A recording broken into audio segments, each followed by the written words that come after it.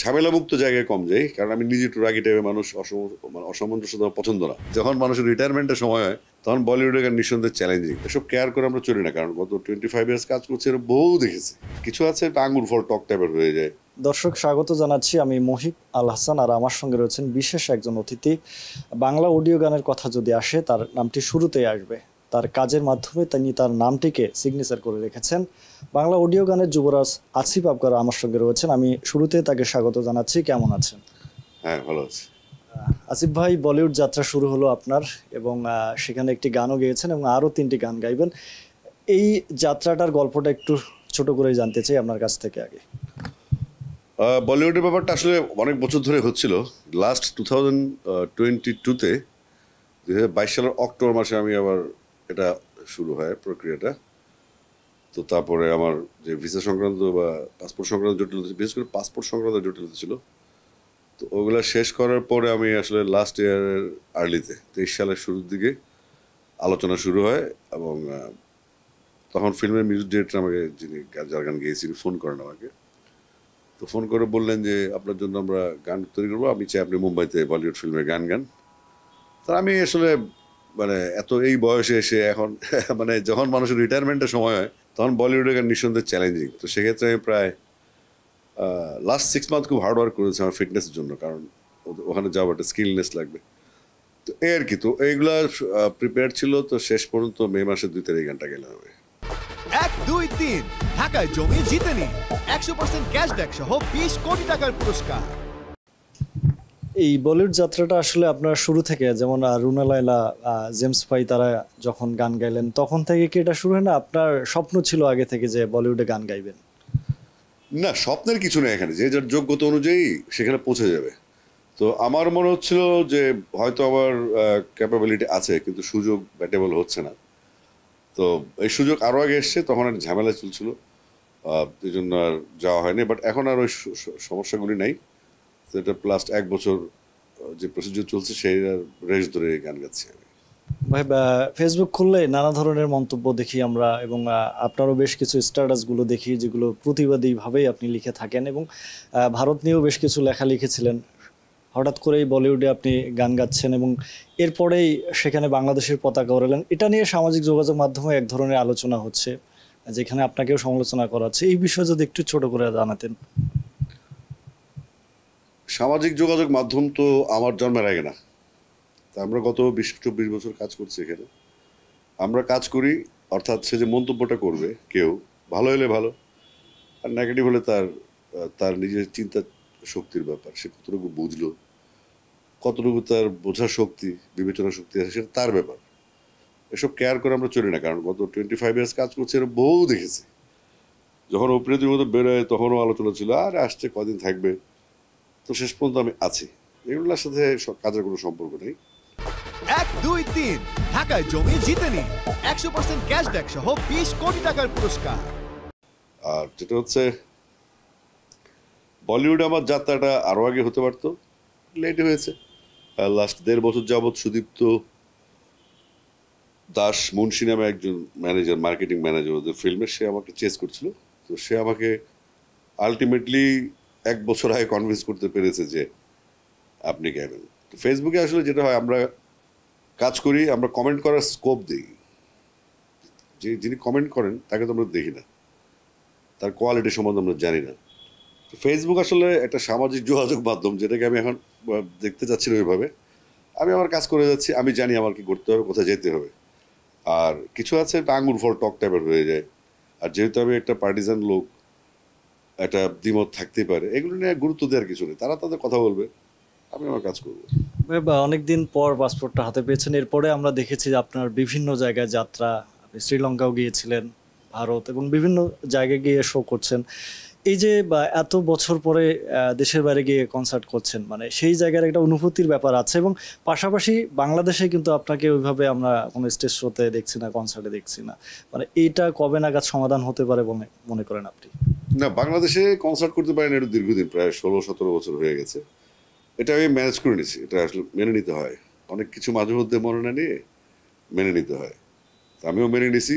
আর দেশের বাইরে যে কনসার্টগুলি হচ্ছে এখন, সেগুলি আসলে বাংলাদেশি প্রমোটারদের কম, অর্থাৎ আপনার শ্রীলঙ্কা, ইন্ডিয়ান বা অন্যান্য দেশীয় প্রমোট বা লোকাল প্রমোটার যারা আছে তাদের করে। কারণ বাংলাদেশে কোনো প্রমোটার আসে সেখানে একটা গ্রুপ হয়ে যায়, স্বাভাবিকভাবে আমরা জাতিগতভাবে সারা পৃথিবীতেই বিভক্ত। এটা এটা ওয়ার্ল্ড রেকর্ড, সারা দুনিয়ার মানুষজন এত বিভক্তি কোথাও দেখিনি আমি। তো যে কারণে আসলে বাংলাদেশি প্রমোটারদের শো কম হয় আমার। আমার ওই বিদেশি প্রমোটার যারা ওখান থেকে প্রমোট করে, লাইক লেবানন গেলাম, লেবানিজ প্রমোটার।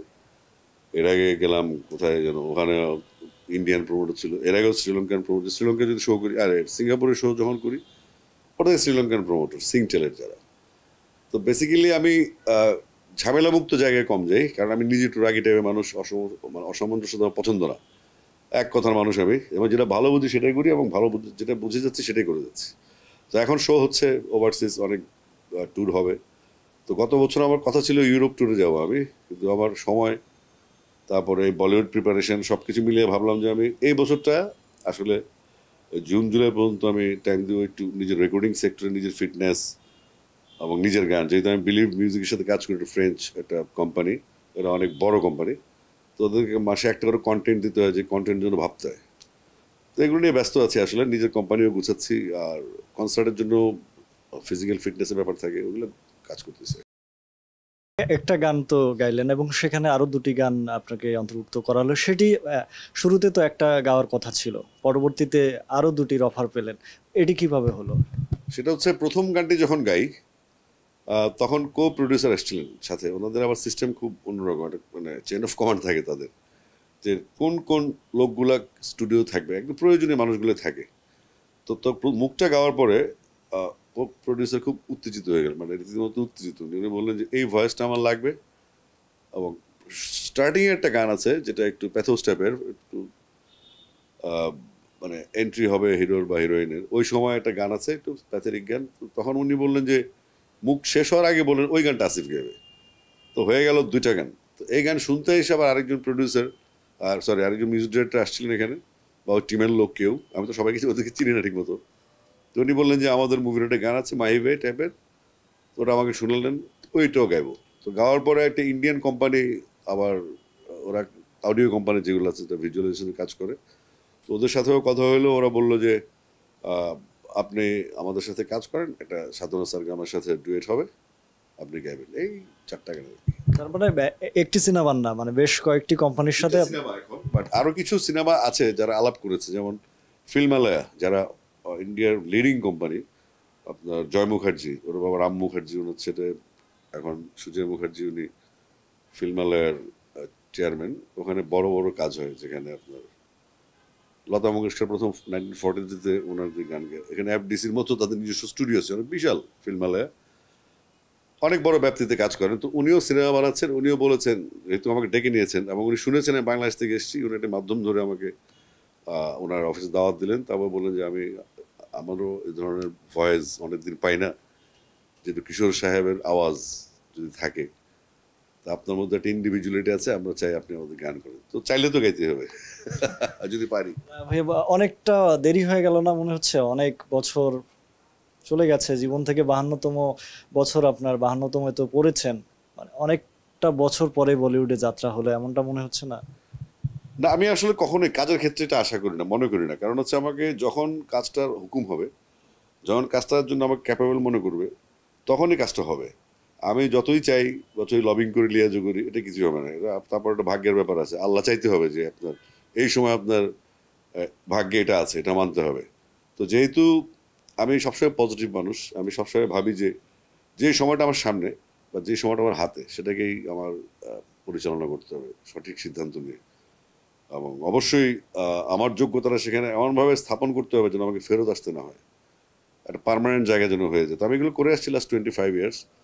25 বছর আমার অনেক জেনারেশন আসছে, আমার প্রতীক প্রীতমরা চলে আসছে, তাই না, ভাতিজা লেভেল হৃদয় গান প্রত্যয় গাচ্ছে, তারপরে আমাদের অনেক ছেলেরা পিচ্ছি পিচ্ছি যাদের বাবাদের সাথে মিউজিক করে আসছে। তো এটা ভালো লাগে যে এদের সাথে এখনো মার্চ করছি আমি। তো এটাও কম অর্জন না কিন্তু, যে আমরা জেনারেশন গ্যাপ কাটিয়ে আমরা দেখি যে আমরা বাংলাদেশে 44-45 বছর বয়সে আমাদের সিঙ্গাররা মোটামুটি রিটায়ারমেন্টে চলে যান, বা দেশ থেকে চলে যান, বা অ্যালবাম বিমুখ হয়ে যায়। আমি স্টিল কন্টিনিউয়াসলি আমি কম্পিটিশন মিউজিক করে যাচ্ছি।